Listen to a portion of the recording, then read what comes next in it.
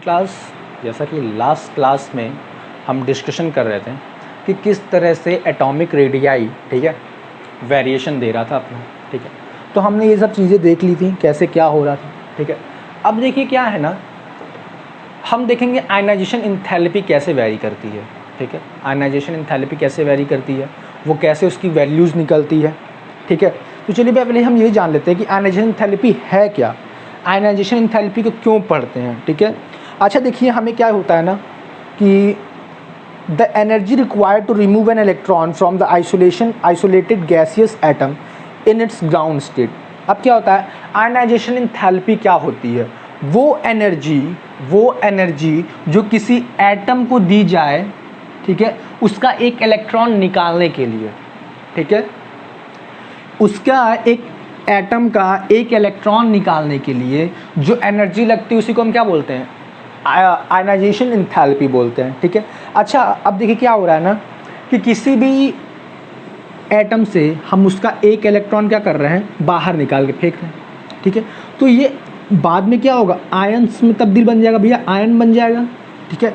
ये कोई आयनिक gaseous atom है, ठीक है, आइसोलेटेड गैसियस एटम। अच्छा आइसोलेटेड गैसियस एटम क्या, उसी एक एटम में ही से ही एक इलेक्ट्रॉन निकालने के लिए इसे क्या बोलते हैं, isolated gaseous atom in its ground state. यानी ये एटम क्या होना चाहिए, ना तो आयन में होना चाहिए, ना तो बॉन्डेड फॉर्म में होना चाहिए, अपने ग्राउंड स्टेट में होना चाहिए, ठीक है। चलिए, तो आयनाइजेशन एंथैल्पी, ठीक है। तो अब हम क्या पढ़ रहे हैं, ionization enthalpy, ionization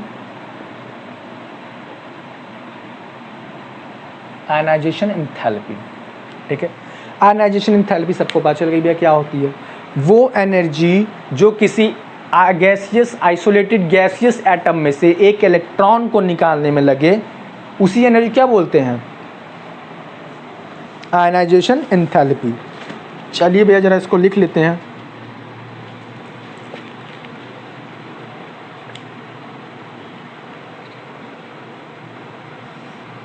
The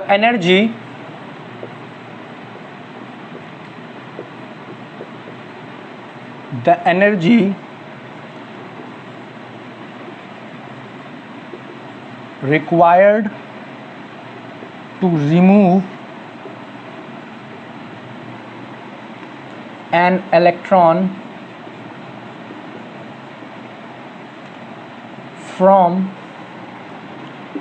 isolated gaseous atom in its ground state,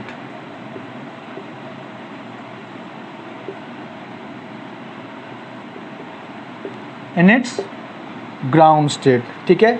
जैसे देख लीजिए, मान लीजिए कोई एलिमेंट है एक्स, ठीक है, गैसियस स्टेट में है। अब क्या कर रहे हैं, उसको एनर्जी क्या कर रहे हैं, एनर्जी लगा रहे हैं हम थोड़ी सी, और उसको किस में चेंज कर देते हैं, एक्स प्लस में चेंज कर देते हैं। ये गैसियस में होता है, प्लस इलेक्ट्रॉन निकल जाता है, वो भी गैसियस में होता है, ठीक है, वो भी किस में होता है, गैसियस में होता है, ठीक है। ये समझ में आया। चलिए आगे देखते हैं। The first ionisation enthalpy is the enthalpy change when most loosely bonded electron is remove from an isolated gaseous atom. अच्छा अब क्या होता है ना, एक इलेक्ट्रॉन निकालेंगे, ठीक है, जैसे मान लीजिए, इसको नोट कर लीजिए, पहले इसको नोट करिए, आगे बढ़ते हैं।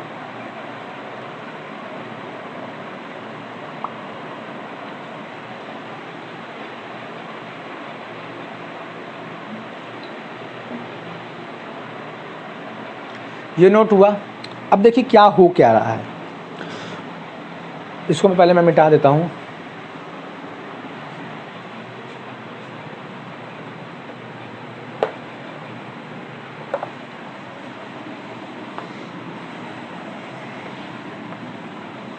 चलिए भैया जरा देखिए क्या होता है ना, मान लीजिए हमारे पास क्या है, एक एटम है, ये उसका न्यूक्लियस है, ये सेल्स, ठीक है, 2 सेल इसमें है, 8 सेल इसमें है,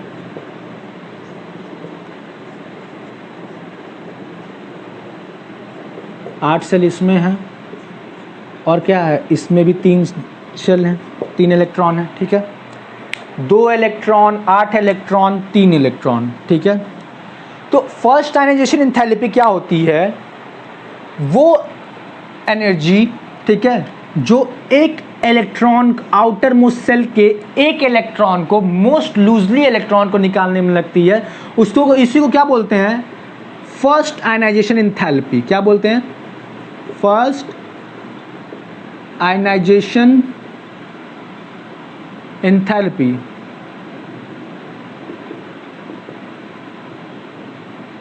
इसी को क्या बोलते हैं, फर्स्ट आयनाइजेशन एंथैल्पी बोलते हैं। अब पहला इलेक्ट्रॉन निकाल दिए, ठीक है, तो क्या बोलते हैं, फर्स्ट आयनाइजेशन एंथैल्पी। दूसरा निकालेंगे, सेकंड आयनाइजेशन एंथैल्पी।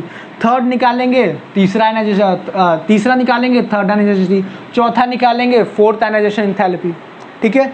अब देखिए क्या होता है ना, कि पहला इलेक्ट्रॉन निकालने में किसी भी एटम के, ये पहला इलेक्ट्रॉन निकालेंगे, ठीक है, तो वो फर्स्ट आयनाइजेशन एंथैल्पी क्या होगी ना, बहुत ही कम होगी as compare to second ionisation enthalpy.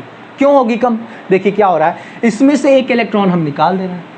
जब एक इलेक्ट्रॉन इसमें से निकल जा रहा है तो इसका जो न्यूक्लियर चार्ज है, जो इसका इफेक्टिव न्यूक्लियर चार्ज है, ठीक है, वो क्या हो रहा है, बढ़ जा रहा है। एक इलेक्ट्रॉन को संभालने के लिए क्या हो रहा है, एक से ज़्यादा प्रोटॉन हो जा रहे हैं। एक इलेक्ट्रॉन को संभालने के लिए एक से ज़्यादा प्रोटॉन हो जा रहे हैं, ठीक है। तो क्या करेगा ये, उस, तो जो फर्स्ट वाला आयनाइजेशन एंथैल्पी होगा वो सेकंड वाले से क्या होगा, कम होगा। यानी अगर हम इसको मान लेते हैं I1 और सेकंड आयनाइजेशन एंथैल्पी को हम मान लेते हैं I2, तो भैया I2 is always greater than I1, ठीक है, और I3 is always greater than I2, ठीक है। यानी पहला इलेक्ट्रॉन निकालने में ज़्यादा एनर्जी नहीं लगेगी, ठीक है, दूसरा इलेक्ट्रॉन निकालने में उससे ज़्यादा एनर्जी लगेगी, तीसरा इलेक्ट्रॉन निकालने में उससे भी ज़्यादा एनर्जी लगेगी। यानी जैसे जैसे हम इलेक्ट्रॉन्स निकालते जाएंगे वैसे वैसे एनर्जी क्या होगी, बढ़ती जाएगी, ठीक है। चलिए भैया आगे देखते हैं थोड़ा सा, इसमें क्या लिखा है। बोल रहा है द फर्स्ट आयनाइजेशन एंथैल्पी, मैं फर्स्ट आयनाइजेशन एंथैल्पी लिख देता हूँ। चलिए भैया इसको मिटा रहे हैं।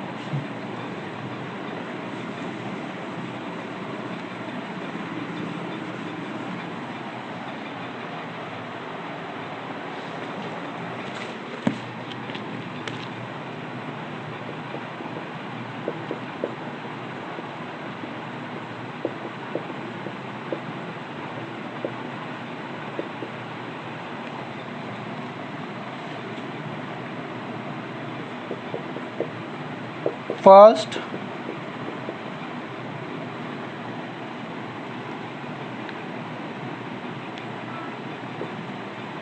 Ionization enthalpy is the enthalpy change when most loosely bonded bond electron is removed from an isolated gaseous atom, ठीक है। आगे देखिए, द आयनाइजेशन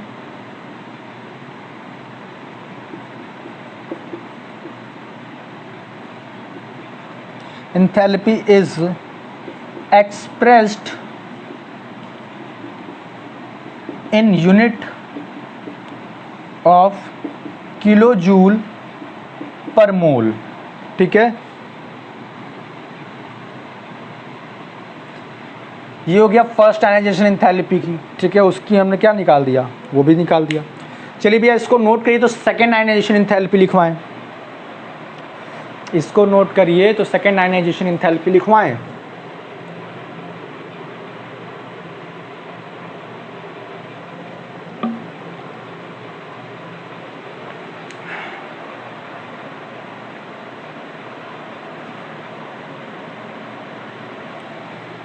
ये नोट हो गया। चलिए भैया, ये डी है, आइसोलेटेड है। चलिए भैया,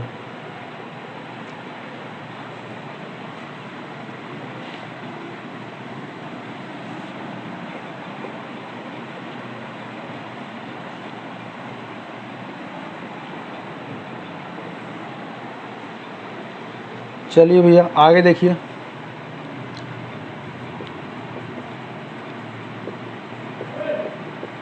ionization enthalpy, the energy required to remove the second most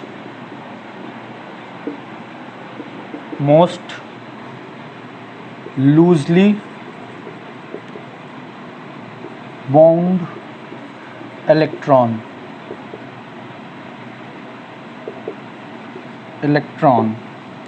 जैसे X प्लस गैस में था, क्या हो रहा है, X2 प्लस गैसियस में प्लस इलेक्ट्रॉन निकल जा रहा है। ठीक है, एक इलेक्ट्रॉन निकाले आयन बन चुका था, दूसरा इलेक्ट्रॉन निकाले क्या हो गया, 2 प्लस आयन में चला गया। ठीक है, चलिए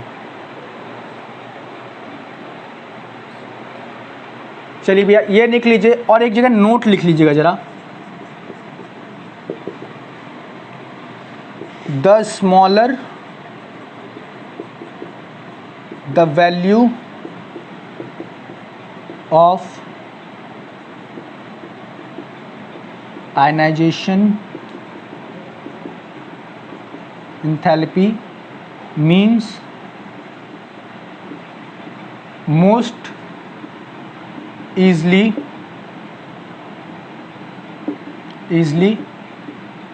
the electron can be removed।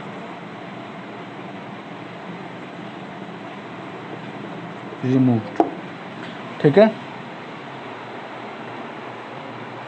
removed from the atom, ये भी लिख लीजिए, ये ज़्यादा अच्छा रहेगा। ठीक है, आगे बढ़ते हैं।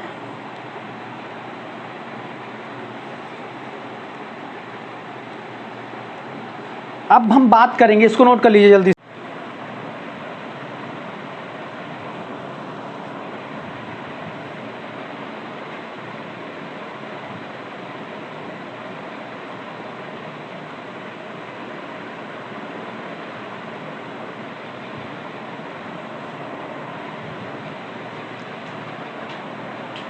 ये नोट हो गया।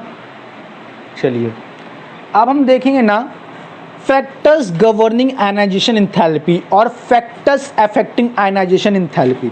ठीक है, आयनाइजेशन एंथैल्पी कौन कौन से फैक्टर्स पे इफेक्ट करती है। ठीक है, ऐसे कौन कौन से फैक्टर्स हैं जो आयनाइजेशन एंथैल्पी को क्या करेंगे, इफेक्ट करेंगे। ठीक है भैया, इसको मिटाते हैं, आगे बढ़ेंगे।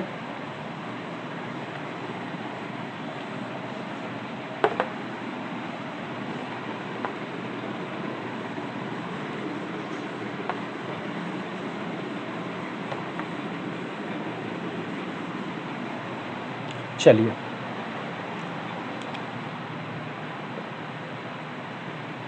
फैक्टर्स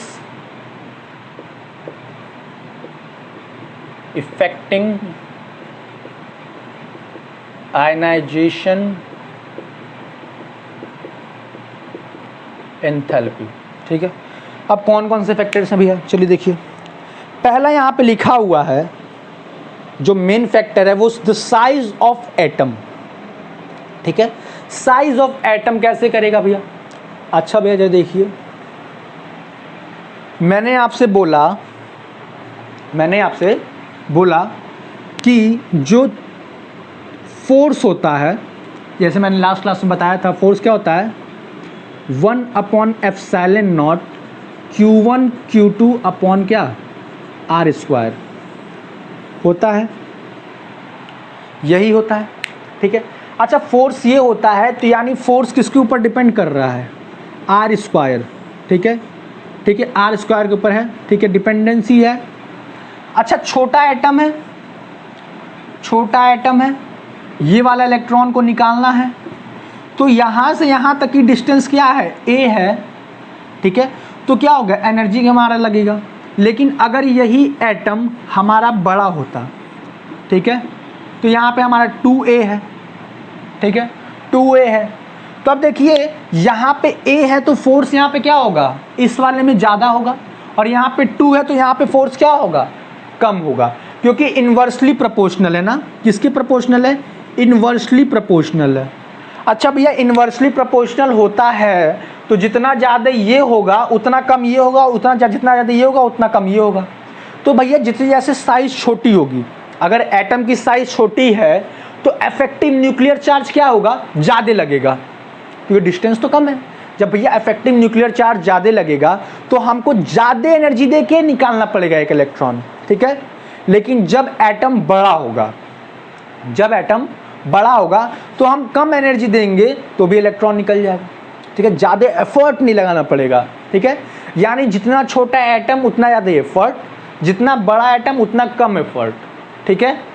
चलिए अब बुक में क्या लिखा है ये देख लेते हैं। The ionization enthalpy depend upon the distance between the electron and the nucleus, that is the size of atom. The attractive force between the electron and the nucleus is inversely proportional to the distance between them. जो मैंने बात बोला कि inversely proportional होता है, जिसकी वजह से फोर्स क्या होता है, ज़्यादा लगता है, इफेक्टिव न्यूक्लियर चार्ज ज़्यादा लगता है। As the size of atom increases, जैसे जैसे एटम का साइज क्या होता है, इंक्रीज होता है, the outermost electron are less tightly held by the nucleus. अब क्या होता है, जो जैसे जैसे एटम का साइज बढ़ता जाएगा वैसे वैसे ये इलेक्ट्रॉन इस न्यूक्लियस से क्या होगा, दूर जाएगा। अच्छा, दूर जा रहा है तो फोर्स क्या हो रहा है, घट रहा है, यानी इफेक्टिव न्यूक्लियर चार्ज क्या हो रहा है, घट रहा है। As a result, it becomes easier to remove the electron and therefore ionization enthalpy decreases with increase in atomic number. भैया जैसे जैसे एटॉमिक रेडियस बढ़ेगा, एटॉमिक साइज बढ़ेगा, वैसे वैसे क्या होगा, आयनाइजेशन एंथैल्पी कम होता जाएगा, ठीक है। इसके लिए जो आयनाइजेशन एंथैल्पी ज़्यादा होगा, इसके लिए कम होगा एज कम्पेयर टू दिस, ठीक है।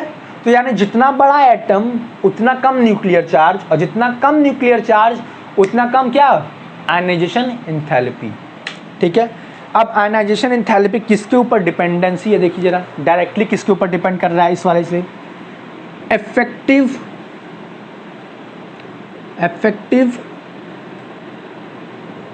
Nuclear charge directly proportional to क्या, आयनाइजेशन एंथैल्पी, ठीक है। भैया जितना ज़्यादा इफेक्टिव न्यूक्लियर चार्ज उतना ज़्यादा आयनाइजेशन एंथैल्पी, जितना कम इफेक्टिव न्यूक्लियर चार्ज उतना कम आयनाइजेशन एंथैल्पी। समझ में आया, ठीक है, कोई डाउट नहीं। भैया इसको लिख लेते हैं हम लोग, ठीक है, इसको लिख के ख़त्म करते हैं साइज ऑफ एटम के हिसाब से। चलिए भैया,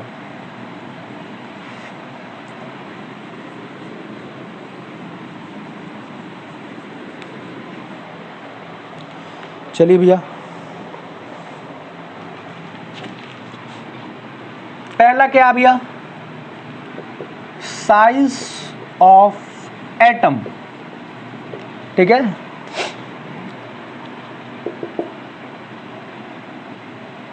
the ionization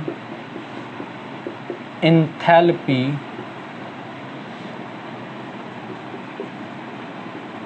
depends upon the distance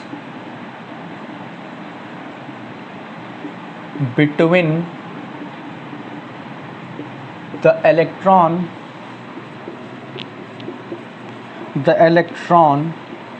and the nucleus, that is size of the atom.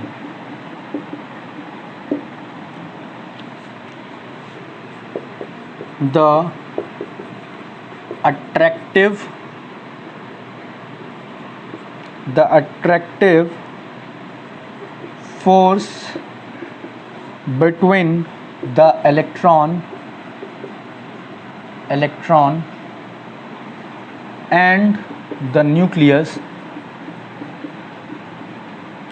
is inversely proportional,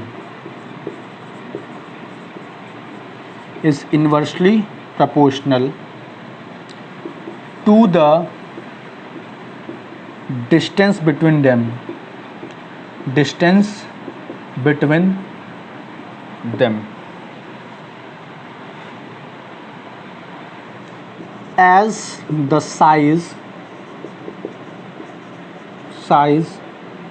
of the atom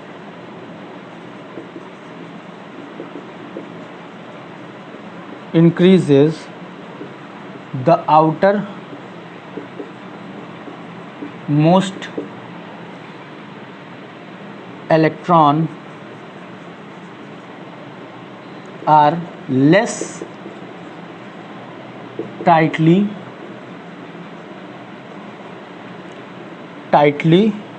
held by the nucleus.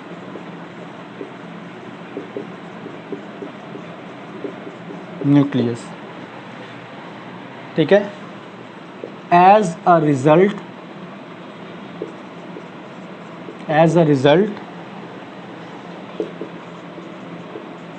ionization enthalpy increases with increase in atomic size. Decreases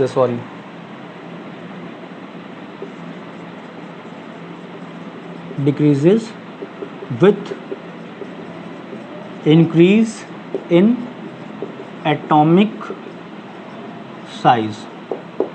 चलिए भैया इसको note करिए जल्दी से. ठीक है भैया, जैसे जैसे साइज बढ़ता जाएगा वैसे वैसे आयनाइजेशन एंथैल्पी क्या होगी, कम होती जाएगी. समझ में आया? यहाँ पे बोल रहा है कि भैया जैसे जैसे क्या हो रहा है, डिपेंडेंसी होती है distance between the electron and the nucleus. ठीक है, साइज ऑफ एटम के ऊपर क्या कहते हैं, डिपेंडेंसी होती है. अच्छा भैया, जैसे जैसे डिस्टेंस बढ़ता जाएगा वैसे वैसे क्या होगा, इफेक्टिव न्यूक्लियर चार्ज कम होता जाएगा. इफेक्टिव न्यूक्लियर चार्ज कम होता जाएगा तो जो आउटर मोस्ट सेल में इलेक्ट्रॉन है वो क्या होगा, लेस टाइटली हेल्ड होगा. ठीक है, न्यूक्लियस के साथ बंधा होगा, तब उसको निकालने में आसानी होगा क्योंकि एनर्जी कम लग रही है. ठीक है, तो चलिए फिलहाल के लिए इतना ही. मिलते हैं नेक्स्ट क्लास में. इसके 1-2 पॉइंट और बचे हुए वो डिस्कस करेंगे और बाकी डिस्कस करेंगे अगले फैक्टर्स जो कि है charge on the nucleus, screening effect, ठीक है, penetration effect of electron, electronic arrangement. ठीक है, इन सब चीज़ों के बारे में बात करेंगे. ठीक है, मिलते हैं नेक्स्ट क्लास में. Good bye.